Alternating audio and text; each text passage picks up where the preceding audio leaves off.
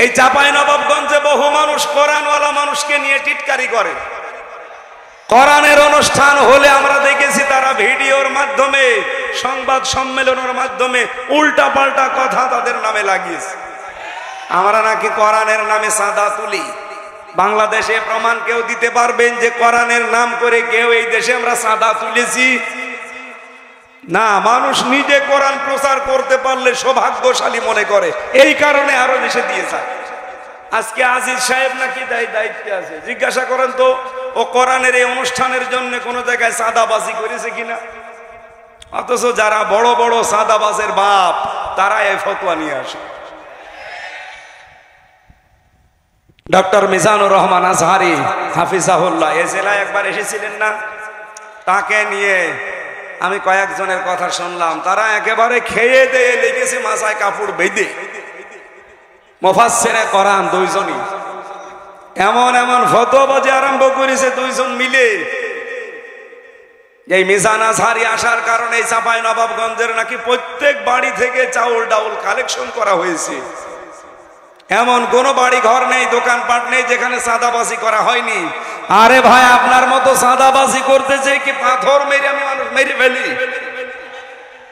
কোরআন প্রচারের দায়িত্ব যেমন আমার, যেই লোকটা 5টা টাকা দিচ্ছে তারও দায়িত্ব এটা।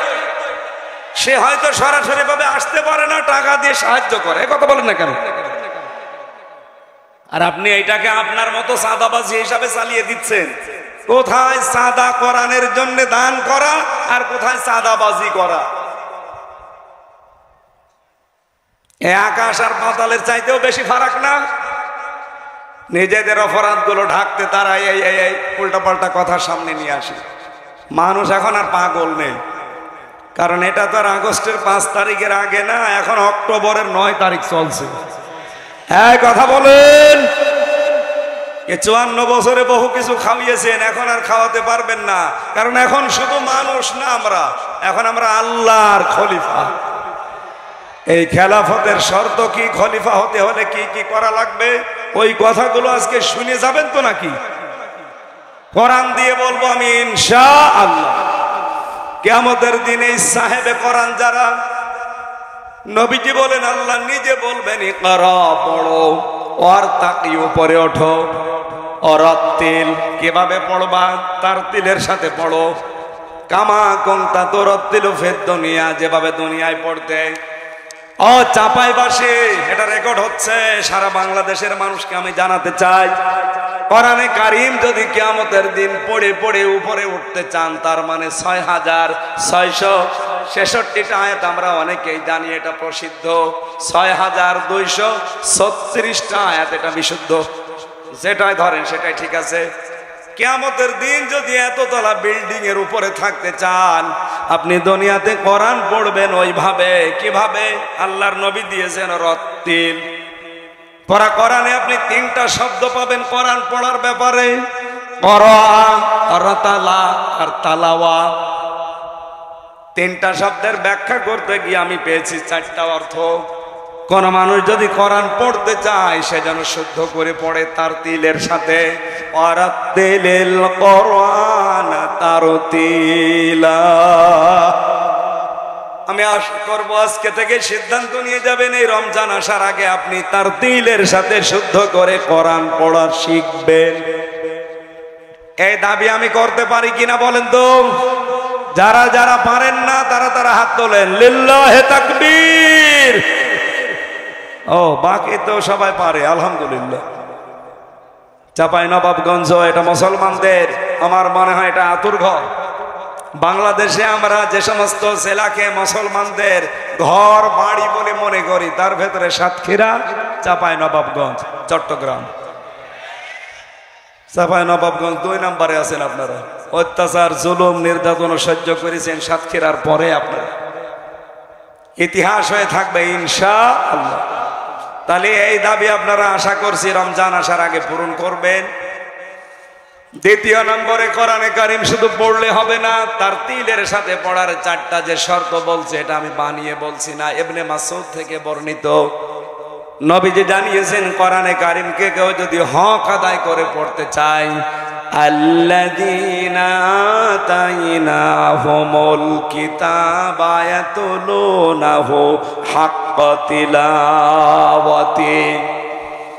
সূরা বাকারার 221 নম্বর আয়াতের প্রথম অংশে আছে, আমি এই কোরআন যাদেরকে দিয়েছি তারা এর হক আদায় করে তেলাওয়াত করে। উলাইকা ইউমিনুনা বিহি, এরা আমার কোরআনে বিশ্বাসী।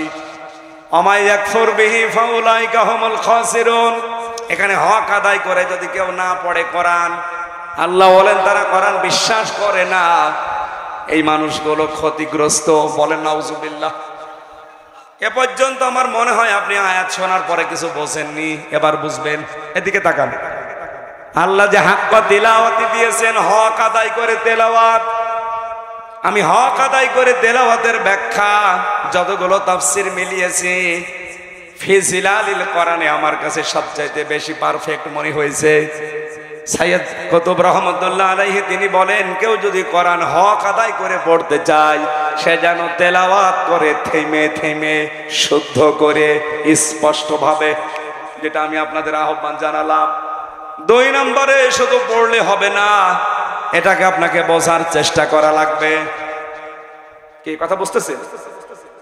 আপনি দেখবেন সূরা হিজরের 87 নম্বর আয়াতটা একটু বাড়ি দে, ওয়ালাকাদ আতাইনাকা সাবআম মিনাল মাসানি ওয়াল কুরআনাল আযীম। বলেন আল্লাহু আকবার। আল্লাহ বলেন, অবশ্যই আমি হে নবী আপনার কাছে 7টা আয়াত বিশিষ্ট একটা কোরআন দিয়েছি। এটা পূর্ণ পাঠ করা লাগে। এই যে বারবার আপনাকে কোরআন পাঠ করা লাগে কেন জানেন? এই মহান কোরআনকে, এই 7 আয়াত বিশিষ্ট সূরাকে আমরা সূরা ফাতিহা বলে ডাকি। কেন বারবার এটা পড়া লাগে? দিন রাত 24 ঘন্টায় শুধু ফরজ নামাজও কেউ যদি পড়ে 17 রাকাত, কয় রাকাত? এই 17 রাকাত নামাজের প্রতি রাকাতে এই সূরা ফাতিহা কিন্তু একবার করে পড়া লাগে। কি কথা বলেন না কেন? কেন বারবার এটা রিভাইজ দিচ্ছেন, বারবার এটা রিপিট করছেন কেন? একটা উদ্দেশ্য আল্লাহর আছে, আপনি যেন বোঝেন যে আপনি কি বলতে চান আল্লাহকে। পড়া কোরআন শরীফ আমি একটা স্টাডির জায়গায় রেখে দেখলাম, কোরআনে কারিমে আল্লাহ তেলাওয়াত সাজিয়েছেন 5 ওয়াক্ত নামাজের ফরজ, সুন্নত, ওয়াজিব, নফল। এই নামাজগুলো যদি আপনি পড়তে থাকেন, তাহাজ্জুদ আছে, ইশরাক আছে, আওবিন আছে, বিভিন্ন নামাজ আছে। এই নামাজগুলোতে যদি কোরআন শরীফ আপনি নিয়মিত পড়েন, আমি মিলিয়েছিলাম জেলখানায় থাকতে এটা 7 দিনে পড়া কোরআন শরীফ নামাজের ভেতরে পড়ে শেষ করা সম্ভব। আমি নিজে পড়েছি 5 ওয়াক্ত নামাজ মিলে। আমি সুন্নত পড়লেও 4 পৃষ্ঠা দিয়ে 4 রাকাত পড়তাম। তাহাজ্জুদে প্রায় 2 পারা, 2.5 পারা, 3 পারা চেষ্টা করতাম পড়ার। এরপরে আওয়াবিন নামাজে 1 পারা, এরপরে ইশরাক নামাজে 1 পারা। এভাবে করে করে আমি দেখেছি 7 দিনে পুরা কোরআন শরীফ শুধু নামাজেই শেষ করা সম্ভব। ওই সময় আমি একটা চিন্তা নিয়ে এসেছিলাম, কেন আল্লাহ এই সিস্টেমগুলো করে দিলেন এত তেলাওয়াতের? আমার বুঝ এসেছে, এটা কোরআন কেন্দ্রিক যদি মানুষ জীবন গঠন করতে পারে, ওকে আপনি এই পৃথিবীতে পিটিয়েও শিরিক করাতে পারবেন না। এটা আমি বুঝে ফেলেছি ওই সময়। আপনি দেখবেন, এই জন্য নামাজের ভেতরে পড়বেন, একটু বোঝার চেষ্টা করবেন যে কি পড়ছেন। নামাজে যাওয়ার আগে 2-5 মিনিট অন্তত বাংলা অর্থটা, শাব্দিক অর্থগুলো একটু দেখে যাবেন। নামাজে তেলাওয়াত করলে আপনার মন বসে যাবে। 3 নম্বরে শুধু বুঝলে হবে না, যা বুঝলেন ওইটা আপনার প্র্যাকটিক্যাল লাইফে মানা লাগবে। কথা বলেন না কেন? আমার প্রশ্ন, এই বাংলাদেশে এই 54 বছরে কোরআনে কারিম আছে না নেই? আরো জোরে। কিন্তু ব্যক্তিগত জীবন থেকে আন্তর্জাতিক জীবন পর্যন্ত মেনে চলার পরিবেশ আছে। এমন এমন অফিস এই দেশে আছে সরকারি, যেখানে চেষ্টা করলেও হালালকে হালাল জানে মানা যায় না, হারামকে হারাম জেনে মানা যায় না। এরকম অফিস নেই দেশে? চলেন আপনাকে দেখাবো। 3টা বছর আমি নিজে প্র্যাকটিক্যাল দেখেছি। আদালতের ইট পর্যন্ত টাকা চাই। আমার মনে হচ্ছে ইটও এভাবে তাকিয়ে আছে তিন কোনা হয়ে যে টাকা দেন। আপনি বাংলাদেশের একটা অফিসের নাম বলেন যেখানে আজ টাকা ছাড়া ফাইল চলে না, ফাইল চলেই না, টাকা দেবেন ফাইলের মনে হয় হাত পা বেড়ে যায়। ঘোষ যদি এখন অনেকাংশে বন্ধ হয়েছে, কিন্তু 100% বন্ধ এখনো হয়নি। এটা 100% বন্ধ কিয়ামতের আগে সম্ভব না, যতদিন আল্লাহর কোরআন এই দেশে কায়েম না হবে। সাইয়েদ কুতুব এইটাই বোঝাতে চেয়েছেন না, একটু বোঝে।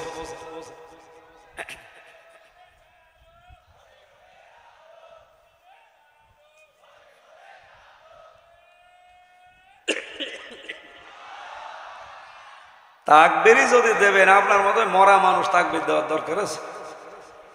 তাকবীর দেওয়ার দরকার ছিল একটা যুবক মানুষের, বুড়ো মানুষ। একটা যুবক মানুষ, ওটা তো শিবিরে ছেলে পেলে নেই। ওই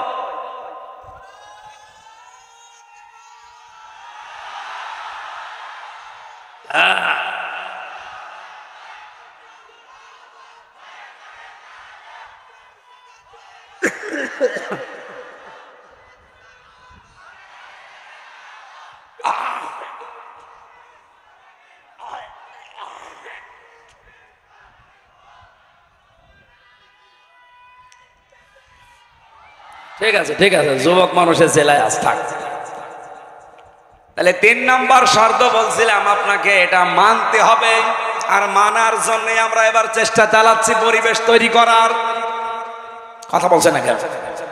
চাঁপাইনবাবগঞ্জের এই 11 নম্বর ওয়ার্ড থেকে শুরু করে সংসদ পর্যন্ত এমন ভাবে এবার কোরআন দিয়ে আমরা সাজাতে চাই যেন কোরআনে 11 নম্বর ওয়ার্ড থেকে সংসদ পর্যন্ত মানা যায়। আপনি তো ডিস্টার্ব হয়ে যাবে, তাড়াতাড়ি।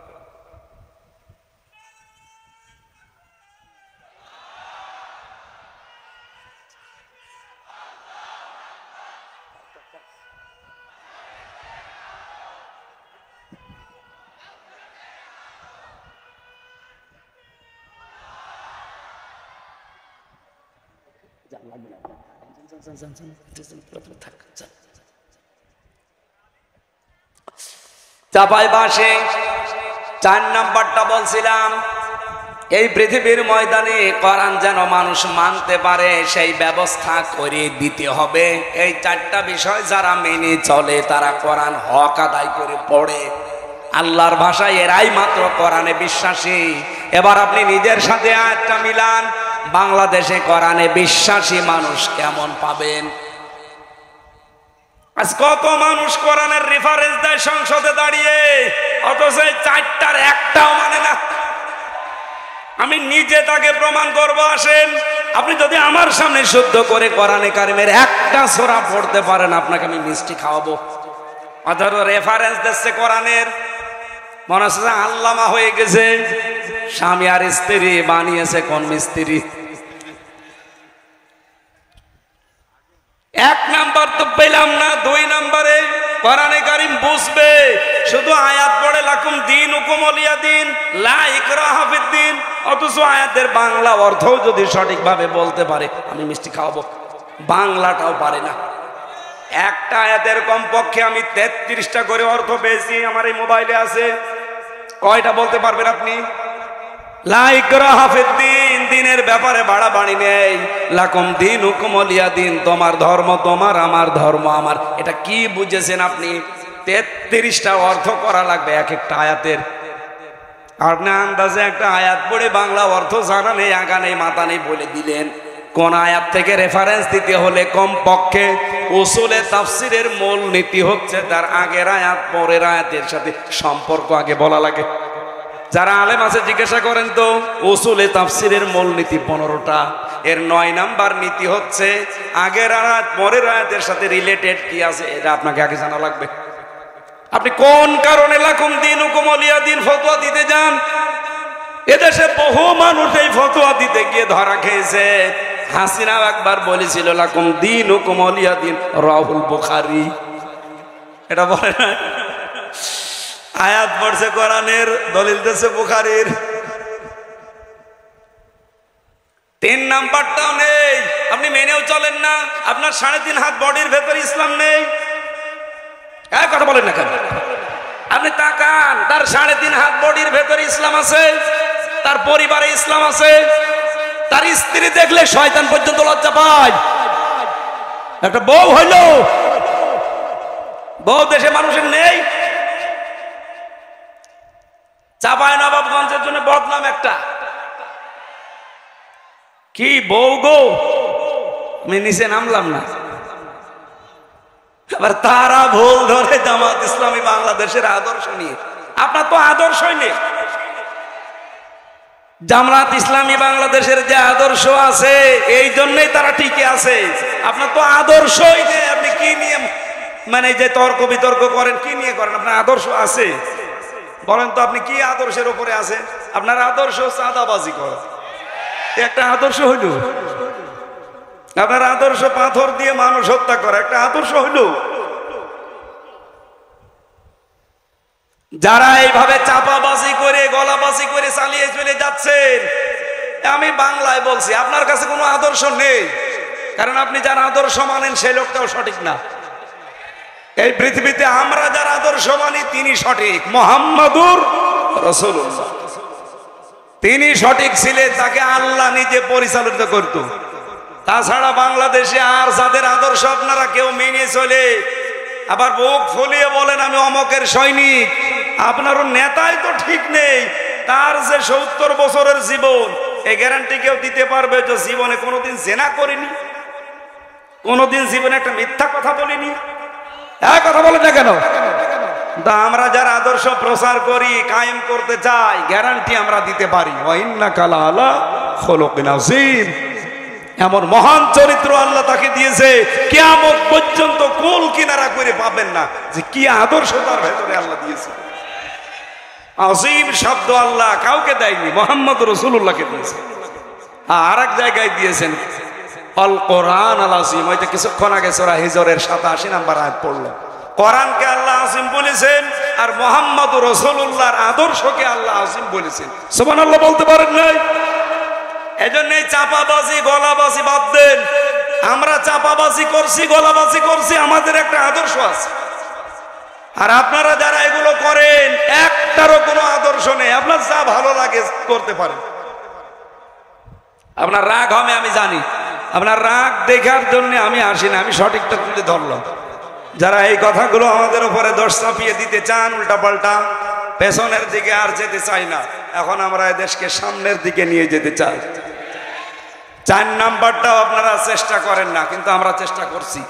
আমরা চাই নিজে শুধু মানব না, মানুষ যেন মানতে পারে সেই ব্যবস্থা করে দিতে চাই। কামা কুনতা তুরাত্তিলু ফিদ দুনিয়া, এইভাবে করে আমরা যেহেতু পড়ছি, কিয়ামতের দিন আমরা এই হক আদায় করে পড়তে পারবো। অরাত্তিল অরতাকি, পড়বো আর উপরে উঠতে থাকবো। ফাইন্না মানসিলাকা ইনদা আখিরি আয়াতিন তাকরাউহা, নবীজি বলেন পড়তে পড়তে যেখানে পড়া শেষ হয়ে যাবে, ওই জায়গায় আল্লাহ তোমার স্থান দেবে। জোরে বলেন সুবহানাল্লাহ। এই হাদিসটা আমি সহ যারা এসেছি, প্রত্যেকের জীবনে আল্লাহ যেন মানার তৌফিক দেন।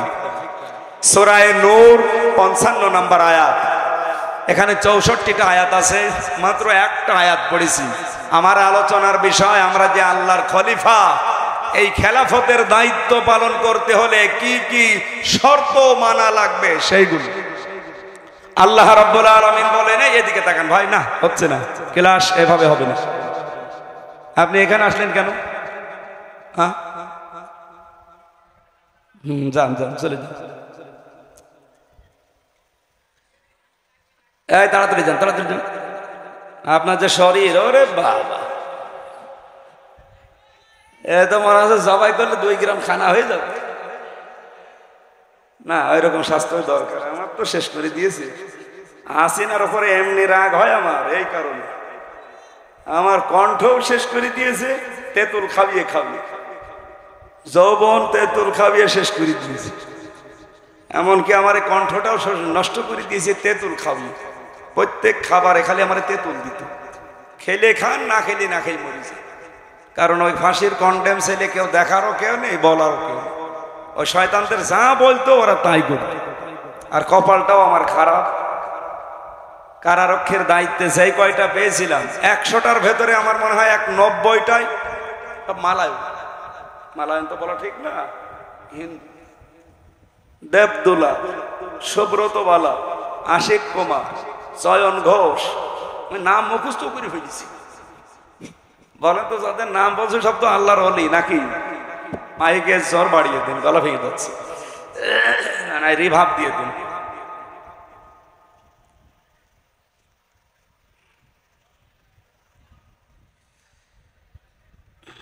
সূরার নাম কি মনে আছে নাকি দেখি তো? নূর। কোরআনের 55টা নাম আছে, তার ভেতরে 5 নাম্বার নাম পেয়েছি আমি, নূর। কোরআনের নাম কি? এই নূর একটা সূরার নাম।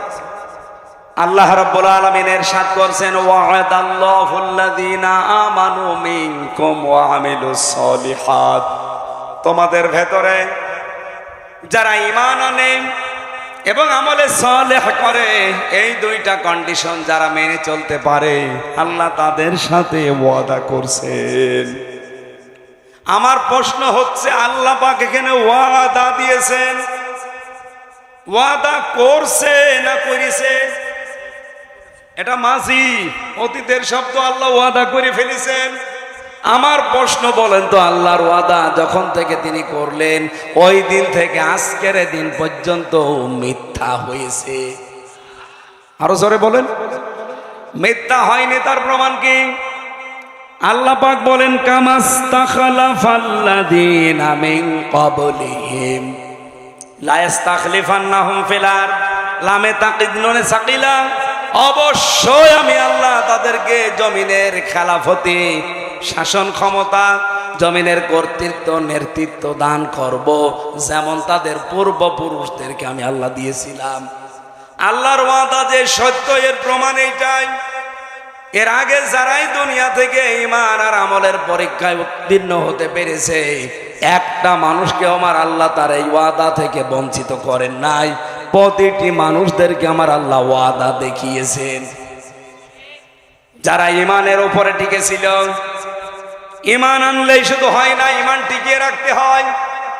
এখানে বহু মানুষ বসে আছেন, যদি জিজ্ঞাসা করি নামাজ ভেঙে যায় কয়টা কারণে বলেন তো, বলে 7 কারণে। কথা বলেন না কেন? যদি এখন বলা হয় যে রোজা ভেঙে যায় কয় কারণে বলেন তো, হয়তো 10টা কারণ বলবেন। কোন মানুষকে যদি জিজ্ঞাসা করি এখানে যারা একটু জাননেওয়ালা, যে হজ ভেঙে যায় কয় কারণে, যদি ওর লেখাপড়া করা থাকে বলতে পারবে যে হজ এই কয় কারণে ভেঙে যায়। আমার মনে হচ্ছে এখানে একটা বিষয় 100 জনের প্রায় 90 জন পারবে না। যদি এখন বলা হয় যে ঈমান ভেঙে যায় কয় কারণে, 100 জনের 90 জনই ফেল করবে। এই কথা বলেন না কেন? অথচ খেলাফতের দায়িত্ব দেওয়ার জন্য প্রথম শর্ত ঈমান। আপনার ঈমান থাকলেই হবে না, ঈমান আবার ভেঙে যায়, নষ্ট হয়ে যায়। ঈমান যেন টিকে থাকে, সেই জন্য ঈমান ভাঙার কারণগুলো জানা লাগবে। আমি একটা একটা করে হাদিস থেকে বলছি, মিলিয়ে নেন আপনার ভেতরে পাওয়া যায় কিনা। 1 নম্বরে, ইবাদতে আল্লাহর সঙ্গে যদি কাউকে শিরিক করেন, আপনার ঈমান ভেঙে যাবে। সূরা মায়েদার 72 নম্বর আয়াতে আছে দলিলটা, সূরা নিসার 48 নম্বর আছে। 2 নম্বরে, আল্লাহ ও বান্দার মধ্যে কাউকে মধ্যস্থকারী কেউ যদি মনে করে, তাহলে তার ঈমান ভেঙে যাবে। এটা সূরা ইউনূসের 18 নম্বর আয়াতে আছে। কাফেরকে কেউ যদি কাফের মনে না করে, তার ঈমান ভেঙে যাবে। সূরা আলে ইমরানের 28 নম্বর আয়াতে আছে। মুসলমানদের বিরুদ্ধে মুশরিকদের সমর্থন এবং সহযোগিতা করা, যেটাই বাংলাদেশে এখন একটু বেশি হচ্ছে। অনেকেই শেয়ার পাওয়ার জন্য ঈমানের ধার ধারছে না, দাদারা যা বলছে ও তাই করছে।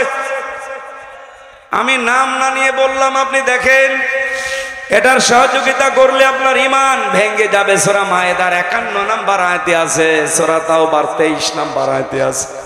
জাদু শিক্ষা করা এবং শেখানো, আপনার ঈমান ভেঙে যাবে। সূরা বাকারার 102 নম্বর আয়াতে আছে। দিনের কোন বিধানকে নিয়ে যদি কেউ ঠাট্টা বিদ্রুপ মস্কারা করে তার ঈমান ভেঙে যাবে। সূরা তাওবার 65-66 নম্বর আয়াতে আছে। দিন ইসলাম থেকে কেউ যদি মুখ ফিরিয়ে অন্য দিনের দিকে একটু মুখ ঘুরিয়ে নেয়,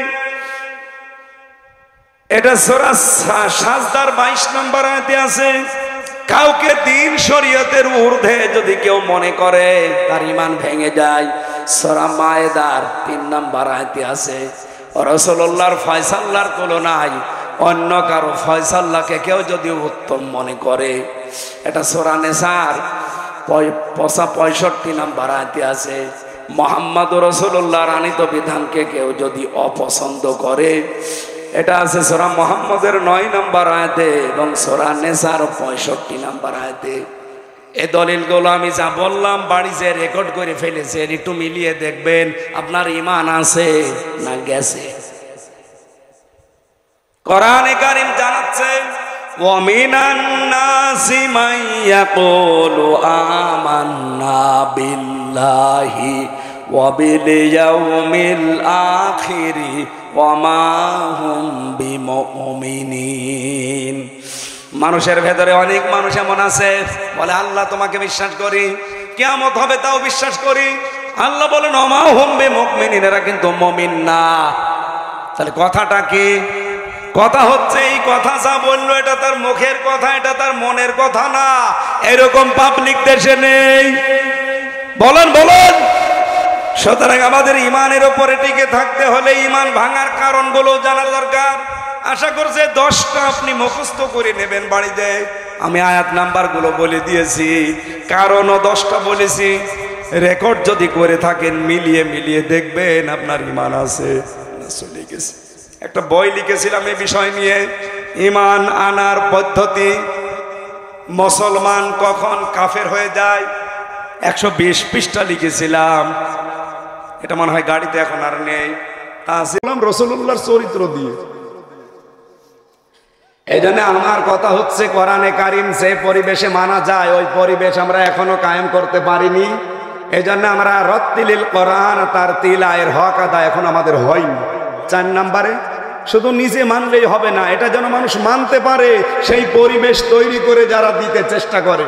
এই 4টা যারা মানতে পারে তারা হচ্ছে কোরআন হক আদায় করে তেলাওয়াতকারী। এখন আপনি বলেন আপনি কয়টা মানেন? আপনি শুদ্ধ করে পড়তে পারেন না, 1 নম্বরে নেই। 2 নম্বরে আপনি নিজে বোঝেন না, এটাও নেই। 3 নম্বরে আপনার প্র্যাকটিক্যাল লাইফ, এটা আপনি মানেনও না। 4 নম্বরে মানুষ যে মানবে আপনি পরিবেশ তৈরি করে দিতে তো চান না, যারা চায় তাদের বিরুদ্ধে ফতোয়াবাজি করে। আমি আজকে আসার সময় দেখছিলাম তাফসিরে ফি জিলালিল কোরআন থেকে মুফাসসির বলছে ঈমান ভেঙে যায় মানুষের, নষ্ট হয়ে যায় যে সমস্ত কারণগুলো, তার 9 নম্বর কারণে কেউ যদি ইচ্ছাকৃতভাবে মুমিনদের বিরুদ্ধে মুশরিকদেরকে সাহায্য করে, সহযোগিতা করে, তাদের পেছনে থাকে, তাহলে তার ঈমান আর থাকে না। বাংলাদেশে যেই মানুষগুলো মুখ ফুটে বলে ফেলে যে আমরা শরিয়া আইন বিশ্বাস করি না, আপনি যারা শরিয়া আইন বিশ্বাস করে তাদের পেছনে না থেকে এই মানুষগুলোর পেছনে সাপোর্ট দেন, তাদের সাথে সহযোগিতা করেন, তাদের সাথে মিলেমিশে থাকেন, আপনার যত বড় দাড়ি হোক ঈমানে সমস্যা আছে। হ্যাঁ, কথা বলা লাগবে।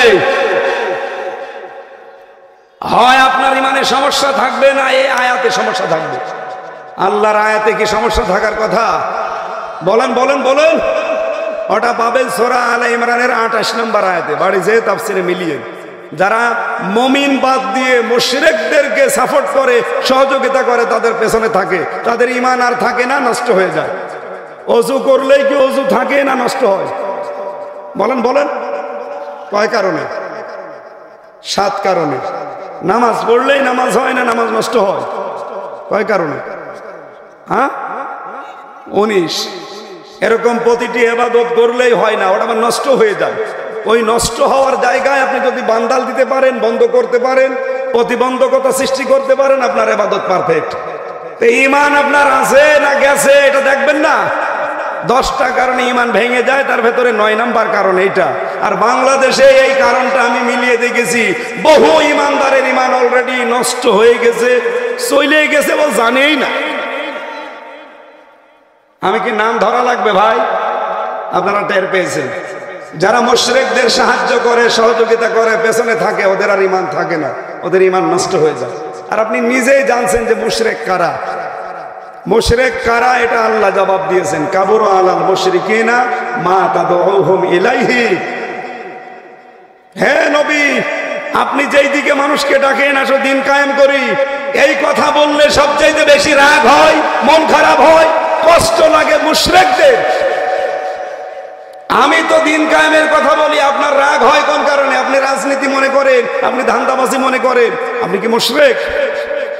আমি কি আল্লাহর আইনের বাইরে মানুষের আইন তৈরি করার কথা বলি? তাহলে আপনার রাগ হওয়ার পেছনে কারণ হচ্ছে আপনি শিরিক করছেন, আর শিরিক করলে মানুষ মুশরিক হয়ে যায়, এই কারণে আপনার রাগ হচ্ছে। আপনি হয়তো টের পাচ্ছেন না যে আমি মুশরিক হয়ে গেলাম কিনা। আমি ওকে বলে দিলাম এরকম 10টা কারণ আছে। তাফসীরে ফি জিলালিল কোরআনে একটু মিলিয়ে দেখেন আপনার ঈমান আছে না গেছে। কিয়ামতের দিন যেহেতু পড়তে বলবে আল্লাহ, কামা কুনতা তুরাদ্দিলু ফিদ দুনিয়া ফাইন্না মানসিলাকা ইনদা আখিরি আয়াতিন তাকরাউহা। পড়তে পড়তে যেখানে আপনার পড়া শেষ হয়ে যাবে, বিশ্ব নবী বলেন আল্লাহ পাক তোমাকে ওই পর্যন্ত পৌঁছিয়ে দেবে। আজকের মাহফিল থেকে সিদ্ধান্ত নিয়ে বাড়ি যাওয়া লাগবে, যতদিন বেঁচে আছি কোরআনে কারিমের সাথে লেগে থাকবো। কোরআনে কারিমকে মুখস্থ করা, বোঝা, আমল করার পেছনেই থাকতে চাই। কিয়ামতের দিন আমি যেন অন্তত যেই কয়টা আয়াত জানি ওই কয়তলা বিল্ডিং এর মালিক হতে পারি। আমি যেহেতু হাফেজ, 6666টি আয়াত আমার মুখস্থ আছে। আমি যদি আমল করে যেতে পারি এর উপরে, আমার বিশ্বাস নবীজির কথা 100% সত্য। কিয়ামতের দিন আমাকে আল্লাহ 6666টি তালা বিশিষ্ট ভবন দেবেন। সুবহানাল্লাহ বলতে পারেন না? আপনার যদি ডক্টর হাবিব ভাইয়ের যদি 200 আয়াত মুখস্থ থাকে, উনি 200 তলা বিল্ডিং এর মালিক। আপনার যদি 50টা আয়াত মুখস্থ থাকে আর যদি আমল করতে পারেন ওর উপরে, আপনি 50 তলা বিল্ডিং এর মালিক।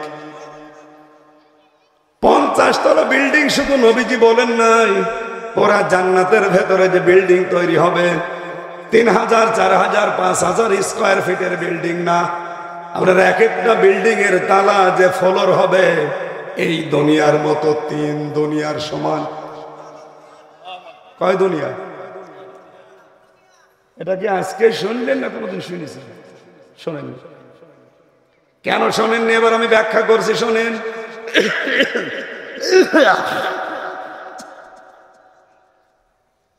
কিছুই লাগবে না ভাই। কোরআনে কারিমে আল্লাহ জান্নাতের কথা যেখানেই বর্ণনা দিয়েছেন দেখবেন সেখানে জান্নাতিন তাজরি মিন তাহতিহাল আনহার এভাবে দিয়েছেন। আমি অন্তত যত জায়গায় পড়েছি জান্নাত 1 বছর না, জান্নাত বহু বছর। যখন নিয়ামতের কথা আছে চিন্তা করলাম আল্লাহ জান্নাত বহু বছর দিলেন কেন? আপনি আরবি ভাষায় একটা জিনিস দেখবেন 1 বছর, 2 বছর, বহু বছর। 1 বছরের পরে একবারে লাভ মেরে বহু বছরে যেতে পারবেন না। আরবিতে বছর কয় প্রকার? 3 প্রকার। বলেন বলেন। 1 বছর, 2 বছর, বহু বছর। তাহলে 1-এর পরে 2 হলে দ্বিবচন হয়, 2-এর উপরে গেলে কমপক্ষে 3 হওয়া লাগবে। আল্লাহ যেখানে জান্নাতিন তাজরি মিন তাহতিহাল আনহার দিলে, যে এমন একটা বাগান দেব, জান্নাত দেব যার তলদেশ দিয়ে নদী আর নহর প্রবাহমান, জান্নাতুন বললেন না, জান্নাত বললেন কেন? এটা তার 1 বছর নেই, বহু বছর হয়ে গেছে। তার মানে বহু বছর হাতে যেহেতু সর্বনিম্ন 3 লাগে, জান্নাত যদি কাউকে আল্লাহ একটাও দেয় এই পৃথিবীর মতো কমপক্ষে 3 দুনিয়া সমান। এটা না আপনার জান্নাতে এক একটা ফ্লোর হবে, এক একটা তালা হবে কমপক্ষে এই পৃথিবীর মতো 3 পৃথিবীর সমান। কত হাজার স্কয়ার ফিট হতে পারে আপনি হিসাব করুন। ঝিনাইদহ শহরে অথবা নলডাঙ্গা বাজারে যদি 20 তলা একটা বিল্ডিং আপনার থাকে, যদি 2000 স্কয়ার ফিটের বিল্ডিং হয়, অথবা 7000 স্কয়ার ফিটের বিল্ডিং 20 তলা, আপনি এলাকার সর্বশ্রেষ্ঠ হন। কিয়ামতের দিন শুধু নলডাঙ্গা না, তামাম পৃথিবী যত বড়, এরকম পৃথিবী 3টা জোড়া দিলে যত বড় হবে, এই 3 পৃথিবীর সমান এক একটা ফ্লোর হবে। কত হাজার স্কয়ার ফিট হতে পারে? আপনি মোবাইল নিয়ে ক্যালকুলেটর নিয়ে বসে এই জান্নাত আল্লাহ আপনাকে দেবে যদি কোরআন তার দিলের সাথে পড়তে পারেন। জোরে বলেন আমিন। আল্লাহ এই শিক্ষাটা অন্তত আগ্রহের সাথে নিয়ে আমল করার তৌফিক দিন। আজকে আমার আলোচনার বিষয় আমলনামা। আমরা তেলাওয়াত করেছি সূরা ইনশিকাকের 3টা আয়াত। আপনারা দেখেছেন আমরা তেলাওয়াত করার সময় সূরা ইনশিকাক থেকে পড়ছিলাম। 25টা আয়াত আছে। আমরা 6, 7, 8 3টা আয়াত পড়েছি। দেখি আল্লাহ কি বলতে চান। আল্লাহ রাব্বুল আলামিন জানিয়েছেন, ইয়া আইয়ুহাল ইনসান, হে মানব মণ্ডলী, ইন্নাকা কাদিহুন ইলা রাব্বিকা কাদহান ফামুলাকি। ভালো করো আর মন্দ করো, যেভাবেই হোক তোমাদের প্রভুর কাছে যখন তোমরা পৌঁছাবে কঠোর পরিশ্রম করে ঠিক তোমাদের যেটা দেওয়া দরকার আল্লাহ তোমাদের এটা দিয়ে দেবে। এটা একটা অর্থ। এরকম 33টা অর্থ আমি লিখেছি বিভিন্ন জায়গা থেকে। এক একটা আয়াতের এখানে অর্থ লেখা আছে 33টা, এটা একটা বললাম। এর সহজ অর্থ হয় এরকম, হে মানুষেরা তোমাদের প্রভুর কাছে পৌঁছাতে কঠোর পরিশ্রম করো, এটা একটা। এরকম কয়টা অর্থ আছে আয়াতের? 33টা। তার ভেতরে যেটা বললাম এটা 4 নম্বর অর্থ, যে ভালো করো মন্দ করো তোমাদের প্রভুর কাছে তোমাদেরকে যাওয়া লাগবে। ফাসাউফা ইউহাসাবু হিসাবান ইয়াসীরা। আল্লাহ রাব্বুল আলামিন বলেন, ফাম্মা মান উতিয়া কিতাবাহু বিয়ামিনি। আল্লাহর কাছে যাবার পরে যখন ডান হাতে আল্লাহ আমলনামা দেবেন, তার হিসাব আমার আল্লাহ সহজ করে দেবেন। রব্বুল আলামিন এর পরে জানিয়েছেন, ওয়ায়ানকালিবু ইলা আহলিহি মাসরুরা। এই লোকটা দৌড়িয়ে লাফাতে লাফাতে তার আত্মীয় স্বজনের কাছে, নিকটবর্তী মানুষের কাছে আনন্দ নিয়ে এগুলো দেখাবে। আপনারা এই আমার 33 বছর বা হাবিব ভাইয়ের 50 বছর, এই আমল নামাটা কিয়ামতের দিন যখন আল্লাহ দেবে, ওটা যদি সত্যিই ডান হাতে আমরা পাই, আমরা দুইজনেই দৌড় দেব আমার আত্মীয় স্বজন, মা বাবা, স্ত্রী, পুত্র, সন্তানাদির কাছে, যে বলবো দেখো আল্লাহ আমাদেরকে কি সুন্দর রেজাল্ট দিয়েছে। দুনিয়ায় ম্যাট্রিক পরীক্ষায় পাশ করলে মানুষ যেমন দৌড় দেয়, নিজের বাবাকে, মাকে, বোনকে, ভাইকে দেখিয়ে আনন্দ পায়, কিয়ামতের দিন আমি আমল নামা দেখিয়ে ঠিক ওই চাইতে বেশি আনন্দ পাবো। শুধু আনন্দই পাবো না, আল্লাহ পাক বলেন ওই লোকটা তখন আমাকে বলতে থাকবে, ইন্নী মুলাকিন, ইন্নী যানানতু আন্নী মুলাকিন হিসাবিয়া। আমি এটা দৃঢ়ভাবে বিশ্বাস করতাম, যদিও জনান্ত মানে ধারণা করা, কিন্তু এখানে তাফসিরে লেখা আছে জনান্ত মানে দৃঢ়ভাবে বিশ্বাস করা। উনি গ্যারান্টি দিয়ে বলবে, ইন্নী জনান্ত, অবশ্যই আমি দৃঢ়ভাবে বিশ্বাস করতাম, আন্নী মুলাকিন হিসাবিয়া, যে আমাকে হিসাবের সম্মুখীন হওয়া লাগবে, হিসাবের মুখোমুখি হওয়া লাগবে, আমাকে কিয়ামতের দিন আমাকে দাঁড়ানো লাগবে আল্লাহর সামনে। ফাহুয়া ফি ঈশাতির রাদিয়া। আল্লাহ বলেন আমি তখন তাকে একটা সন্তোষজনক জীবনের অধিকারী বানিয়ে দেব, এমন একটা সন্তুষ্টির জীবন আমি তাকে দেব। ফি জান্নাতিন আলিয়া, জান্নাতের সর্বোচ্চ মাকাম যেটা, সেখানে তাকে পৌঁছাবো। কুতুফুহা দানিয়া, এমন একটা বাগানে তাকে পৌঁছিয়েছি যে বাগানের ফলগুলো তার সামনে ঝুলে ঝুলে পড়বে। ঝিনাইদহবাসী আমি সহ যারা এসেছি, আমাদের কর্মকাণ্ড ভালো হোক মন্দ হোক, এর উপরে বেসিস করে ভিত্তি করে বিচার করে আল্লাহ কিন্তু আমল নামা দেবে। এটা হয় ডান হাতে নাই বাম হাতে। রব্বুল আলামিন ডাক দেবেন নিজের থেকে, কুলু ওয়াশরাবু হানিয়াম বিমা আসলাফতুম ফিল আইয়ামিল খালিয়া। খাওয়ার পান করো, দুনিয়ায় বহু কষ্ট স্বীকার করেছিলে আমি আল্লাহ পর্যন্ত আসতে। এখানে আল্লাহ পর্যন্ত আসতে মানে জান্নাত পর্যন্ত আসতে।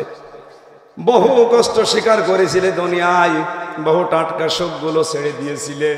আজকে খাও এবং পান করো, যত ইচ্ছা লাগে, যা মনে লাগে তাই।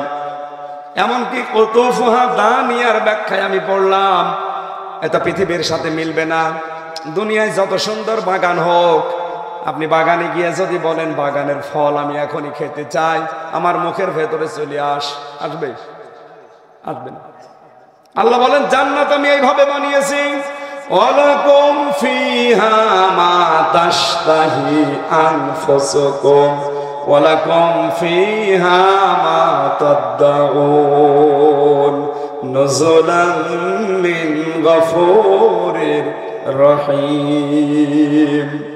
মনের ভেতরে যার যা কামনা আসবে, বাসনা আসবে, সঙ্গে সঙ্গে কামনা আসলে ওইটা কবুল হয়ে যাবে। জোরে বলেন সুবহানাল্লাহ। মনের ভেতরে যদি কারো কামনা আসে যে এখন আমার একটা ফল খেতে পারলে ভালো হতো, আল্লাহ বলেন কুতুফুহা দানিয়া, ফলগুলো যে ঝুলে ঝুলে থাকবে তোমার সামনে, শুধু বলতে দেরি চলে আসবে নিজের কাছে। শুধু চলে আসবে না, মুখের ভেতরে ফল নিজে চলে যাবে। এতটুকু আল্লাহ দিতে দিতে এবার আর একটা সাইড দিয়েছেন। রব্বুল আলামিন বলেন ওয়া আম্মা মান উতিয়া কিতাবাহু বিশিমালি ফায়াকুলু ইয়া লাইতানি লাম উতা কিতাবিয়া। ভালো আর মন্দ যাই করেন, এটা নিয়ে যখন প্রভুর দরবারে মানুষ হাজির হবে, আল্লাহ পাক যাকে বাম হাতে আমল নামা দেবে, ওর তার এইভাবে সহজারতে দেবে না। তাফসীর লিখেছে এই বুকের ভেতরে ফাঁকা করে বাম হাত ঢোকাবে, এর ভেতর দিয়ে পেছন দিয়ে বের করবে। আমল নামা যেটা বই কিতাব যাই বলেন ওটা দিয়ে দেবে। এখানে হাত আছে বুকের ভেতরে দেওয়া, আপনি হাতের ওপরে বই দেওয়া, আমল নামা দেওয়া, আপনি ওখানে পড়বেন তা না। এই হাত টান দিয়ে ফেরেশতারা বের করবে বুকের মাঝখান দিয়ে। এবার যা আছে এখানে সব ভেঙ্গে চড়ে চুরমার হয়ে যাবে। সামনে আসার পরে বলবে আমল নামা যদি আমাকে না দেওয়া হতো কতই না ভালো হতো। আমাদের জীবনে এরকম সময় যেন না আসে, বলেন আমিন। আল্লাহ পাক বলেন ওয়ালাম আদরি মা হিসাবিয়া। ও বলবে যে আমি মনে মনে করতাম, আমি হিসাব করতাম যে আমার মনে হয় জবাব দেওয়া লাগবে না। আমি মনে মনে ধারণা করেছিলাম এটা যে আলাম আদিরি মা হিসাবে আমার কোনো হিসাব মনে হয় হবে না। মা গনা ইয়া লাইতাহা কানাতিল কাযিয়া। আফসোস হচ্ছে আমার এই আমল নামা দেওয়া পর্যন্ত যদি আমার মরণ হয়ে যেত, এটাই যদি শেষ ফায়সালা হয়ে যেত, তাহলে আমার জন্য কতই না ভালো হতো।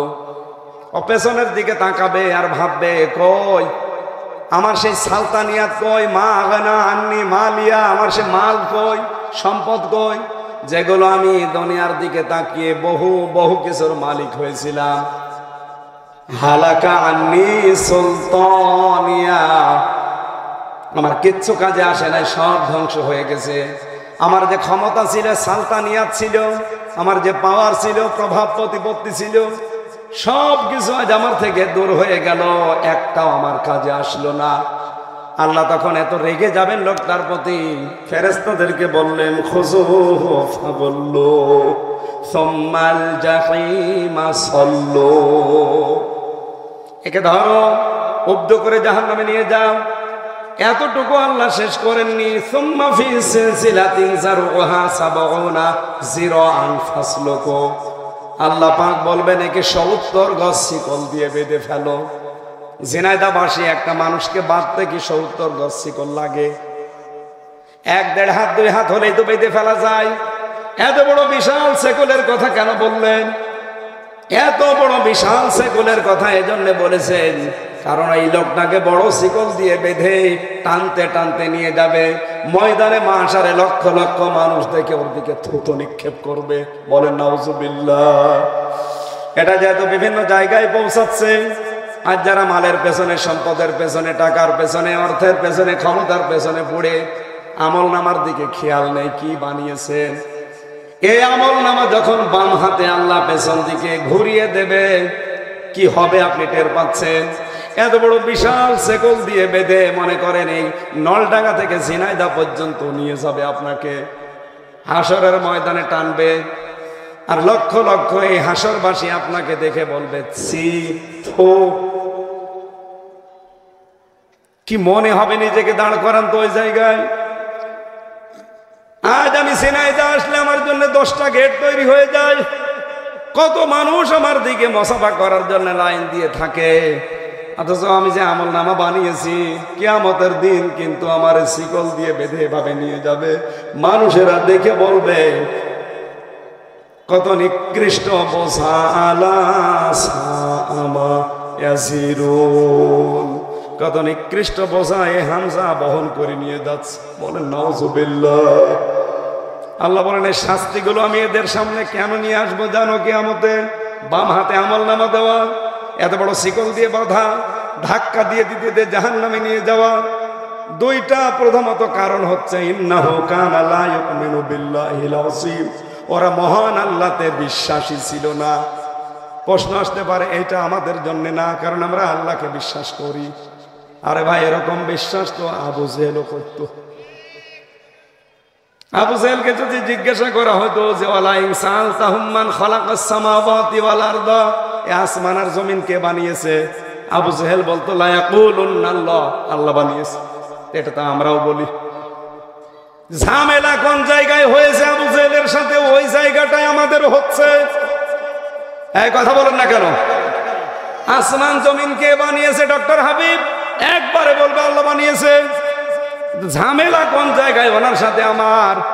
নবীজির সাথে আবু জেহেলের যে জায়গায় ঝামেলা হয়েছিল, যার জন্য সে আজ জাহান্নামী, যার জন্য যে 70 গজ শিকলের কথা আল্লাহ দিলেন, ওটা যদি আমার ভেতরেও থাকে কি আমাদের শুধু আবু জেহেলকে শিকল দিয়ে বাঁধবে না, সাথে আমারও বাঁধবে। ও বলতো আল্লাহকে আমি বিশ্বাস করি। করি কেমন করে? বদরের ময়দানে যেদিন যাবে সেদিন কাবার গিলাফ ধরে ডাক দিয়ে বলছে কাবার মালিক তুমি আসো, আমি জানি মুহাম্মদের বিরুদ্ধে যুদ্ধে যাচ্ছি বদরের ময়দানে, সত্যের পক্ষে যে আছে তাকে তুমি বিজয় দিও। ওর দোয়াও কবুল হয়ে গেছে, কারণ ও তো আর সত্যের পক্ষে ছিল না। ছিল সত্যের পক্ষে যিনি ছিল তার দোয়া কবুল হয়ে গেছে।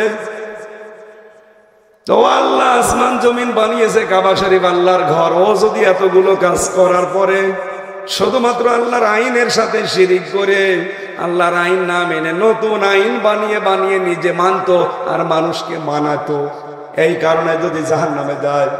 আজ বাংলাদেশে যারা আল্লাহর আইন বাদ দিয়ে অন্যের আইন প্রতিষ্ঠার জন্য আন্দোলন করেন, অন্যের আইন নিজেরা মানবেন, অন্যকে মানাবেন বলে আপনারা দল করেন, আপনি বলেন তো আপনার ভেতরে আবু জেহেলের ভেতরে পার্থক্য কোন জায়গায়? আপনি বলতে পারেন হুজুর আমি কিন্তু নলডাঙ্গা জামে মসজিদের সভাপতি। নলডাঙ্গা জামে মসজিদ কে চেনে? আবু জেহেল ছিল কাবা শরীফের সভাপতি। আপনার আর ওর কত পার্থক্য? যদি বলতে চান যে হ্যাঁ আমি শুধু সভাপতি নাই মসজিদের, আমি হজ করে এসেছি, আপনি বলেন আবু জেহেল ও কিন্তু হাজি যারা তাদের পানি পান করাইতো, যদিও তার স্বার্থ ছিল। কাবা শরীফ কেন্দ্রিক সে ব্যবসা করে খেত, লক্ষ লক্ষ মানুষ সারা পৃথিবী থেকে আসতো, ওটা ওদের ব্যবসার জায়গা মনে করতো, এই জন্য খেদমত করতো। আমরা অনেকে ইসলামকে দিনকে যদি এরকম একটা জায়গায় রেখে বাকি সবগুলো চলি শয়তানের মত মতো, কিয়ামতের দিন আমার আপনার জন্য 70 গজ শিকল অপেক্ষা করছে। 2 নম্বরে গুণ ছিল কি তার? ওয়ালা ইয়াহুদ্দু আলা তুআমিল মিসকিন, সে মিসকিনদেরকে খাবার দিত না এবং খাবার দেওয়ার উৎসাহ জাগাত না। এখন মিসকিন কি? এটা সাকান থেকে এসেছে। সাকানা স্কুল মানে বসবাস করার জায়গা যাদের নেই, এই জায়গাগুলো যারা তৈরি করে দেয় না এবং তৈরি করে দেওয়ার জন্য উদ্বুদ্ধ করে না। আজ 14 মাস চলছে, কত মানুষের ঠাঁই নেই মাথা গোজার মতো। কত মানুষ এই 24 জুলাই আগস্টে অনেক কিছু হারিয়েছে, হাত পা অঙ্গ প্রত্যঙ্গ তো হারিয়েছে, মাথা গোজার মতো ঠাঁইও হারিয়েছে। আমাদের উচিত ছিল না এই মানুষগুলোর পাশে দাঁড়িয়ে অন্তত তাদের মাথা গোজার একটা ঠাঁই তৈরি করে দেওয়া? টাকা তো আপনারও আছে, ব্যাংকে ছাতা পড়ে যাচ্ছে, কিন্তু এদেশে একামতে দিন যারা কায়েম করতে চায় আমি দেখেছি তারা নিজেরাই চলতে পারে না এই 17 বছরের জুলুম অত্যাচার নির্যাতনের কারণে। তারপরেও যাদের ঠাঁই নেই তাদের কাছে গিয়ে 1.5 লাখ 2 লাখ 3 লাখ 5 লাখ টাকা দিয়ে এসেছে। এটা কি মিথ্যা কথা? এই আয়াতের সাথে যাদের চরিত্র মেলে আমি তাদেরটা না বলে আপনারটা বলবো, আপনার তো মেলে না। বলে হুজুর আমার নাম বলতে পারেন না। তা আপনার নাম বলবো, আপনারটা মেলে? আপনারটা মিলবে কোনটা? এই আয়াতের পরে আছে, বলবো এটা। আপনারটা মেলে মানুষেরটা মেরে খাওয়া, সাদাবাজি করা, এদের পরে আছে। এটা বললে তো আপনার গায়ে লাগবে। এই জন্য এটা আর বলছি না, যে পর্যন্ত থাক ও পর্যন্ত, পরে আর যাচ্ছি না। নাকি আপনারা কি এ পর্যন্ত শুনে শেষ করে দিলেন, নাকি সামনের আয়াতে যাব? হচ্ছে না আমাদের। অসহায় মানুষের পাশে দাঁড়ানোর কর্মসূচি হাতে নেওয়া লাগবে। বাংলাদেশে ৭৩টা দল এখন কাজ করছি আমরা। আমাদের উচিত প্রত্যেকটা দলের প্রধান কর্মসূচি হবে মানুষের পাশে দাঁড়ানো। এক কথা বলেন না কেন? প্রতিটি দলের প্রত্যেকটি কর্মীকে হওয়া লাগবে সমাজকর্মী। এদেশে কিছু কিছু দল আমরা দেখতে পাই, সে দল করলে আগে দল করতে দেবে না, আপনাকে আগে সমাজকর্মী বানাবে। আমরা এরকম যদি প্রত্যেকটা মানুষ তৈরি করতে পারি, এদেশের সব রাজনৈতিক দল যদি প্রতিযোগিতা আরম্ভ করি, তে এই দেশে আর অভাবী মিসকিন এতিম খুঁজে পাওয়া যাবে না, দাঁড়িয়ে যাবে দেশটা। তখন আমাদেরকে ৭০ গজের শিকলের কথা ভাবা লাগবে না। কথা বলে না কেন? আমাদের জন্য তখন আল্লাহর কমপক্ষে একটা জান্নাত দিলেও এই দুনিয়ার মতো কয়টা? ৩টা জান্নাত আল্লাহ আমাদের বরাদ্দ করে দিবে। আল্লাহ আমাদের হাতে আমল নামা যেন ডান হাতে দেয়। বাম হাতে যদি কারো এরকম আমল থাকে, যারা আল্লাহতে বিশ্বাসী না, বিশ্বাস করলেও শিরিকের মাধ্যমে বিশ্বাস করেন, যারা এতিম মিসকিনদের খাবারের ব্যবস্থা করেন না এবং তাদের অভাব দূর করার জন্য কোনো উদ্যোগ নেন না, এই মানুষগুলোকে আল্লাহ বাম হাতে আমল নামা দেবে, বুকের ভেতর দিয়ে, বাম হাত পেছনে দিয়ে এরপরে দেবে। এরপরে আবার ডান দিয়ে বের করে বলবে পড়। পড়ার পরে লোকটা বলবে রব্বুল আলামিন কি দিলেন? অবদিআল কিতাবু ফাতারাল মুজরিমিনা মুশফিকিনা মিম্মা ফি। কি দিলেন? এ তো কোনো কিছুই বাদ যায়নি। জীবনে কাকে কোন দিন চড় দিয়েছি সেইটাও এখানে লেখা আছে। কার ১ বিঘত জমি আমি আত্মসাৎ করেছি সেইটাও এখানে লেখা আছে। ক্ষমতার চেয়ার পেয়ে আমার নিজের অধীনস্থের সাথে কি অবিচার করেছি সেইটাও এখানে লেখা আছে। এমনকি শুধু লিখা না, ফামাইয়ামাল মিসকালা যাররাতিন খায়রা ইয়ারা, কিয়ামতের দিন আল্লাহ ভিডিও ক্লিপ আকারে আপনাকে ওইটা দেখাবে। হয়তো আপনি আজ ক্ষমতার চেয়ারে বসে অথবা অফিসে একদম আপনি অফিসার বস, নিচের মানুষের সাথে যা করেন আপনার এই চেয়ারের কারণে কেউ কিছু বলে না। কিয়ামতের দিন এটা কিন্তু ভিডিও ক্লিপ আকারে লক্ষ লক্ষ মানুষকে আল্লাহ দেখাবে। এই বিশ্বাস আমাদের হয় না? হয় না? আমরা যেন বিশ্বাস পুরাপুরি করতে পারি, বলেন আমিন। মা বোন যারা এসেছেন বিভিন্ন জায়গায় বসে আছেন, শুধু নামাজ পড়া, রোজা রাখা আর কালো বোরকা পরাকে ইবাদত মনে করবেন না। পারিবারিক জীবনে আজ ১০০টার ৯৮টা পরিবারের শান্তি নেই, শুধু বউ আর শাশুড়ির ছোট মনের কারণে। হ্যাঁ, কথা বলেন। আমি আমার নিজের শাশুড়ির কথা বলছি। আমি আমার শ্বশুর বাড়িতে গেলে যেভাবে জোগাড় জানতে হয়, যত রকমের খাবার তৈরি হয়, আমি যত খাই আমার শাশুড়ি তত আনন্দ পায়। এটা আমি পাই, এই জন্য বলছি, আমি দেখেছি। কিন্তু সিস্টেম অপর পৃষ্ঠায় দেখলে আমার বউ আমার বাড়িতে এসে যত রকমের খাবার খাবে আমার মা তত রকমের আনন্দ পাবে না। এটা নেই কেন? এটা থাকবে না কেন? আমি অন্যের ছেলে তার বাড়িতে গেলে তার মা যদি খেলে আনন্দ পায়, অন্যের মেয়ে আমার বাড়িতে এসেছে সে খেলে আমার মাকেও আনন্দ পাওয়া লাগবে। কথা বলেন। বহু মা আছে দেখি তার নিজের মেয়ে সকালে 2টা সিদ্ধ ডিম, 1 গ্লাস দুধ, বাকিগুলো নাই বললাম, মরণের খাওয়া খাচ্ছে আর মা আনন্দ পাচ্ছে। অথচ পুত্রবধূ যদি 1টা সিদ্ধ ডিম খায় চোখ মোটা করে তাকায়, হ্যাঁ ডিম খাওয়া লাগে, ছেলে মেয়ে আমাদের হয়নি। তোমার মেয়ে যে মরণের খাওয়া খাচ্ছে ওইদিকে নজর নেই। পুত্রবধূ 1টা ডিম খেয়েছে এতে ওর মাথা খারাপ। এরকম ছোট মনের শাশুড়ি নেই? কার আছে হাত তোলেন তো। আপনি না, আপনার তো না, ওদের বলছি। সম্মানিত মা বোনেরা, আবার বলছি, রাগ হলেও হতে পারে, আপনাকে আমি উদার হওয়ার আহ্বান জানাচ্ছি। আপনি বলেন আমি যেটা বললাম এটা কি অবাস্তব? আমি দেখেছি, এই কারণে বলছি। আজ মা গুলো যদি পুত্রবধূর সাথে শাশুড়ির মতো আমরা আচরণ না করি, মেয়ের মতো আচরণ করতাম, পরিবারে আমার মনে হয় জামাই আমরা যারা আছি স্বামী আমরাও অসুস্থ হতাম না, মানসিক রোগী হয়ে যেতাম। এই জন্য নামাজ রোজা মাস্ট বি, এটা তো করাই লাগবে, পর্দা তো মাস্ট বি, এর সাথে এই আচরণ গুলো আপনারা যোগ করবেন।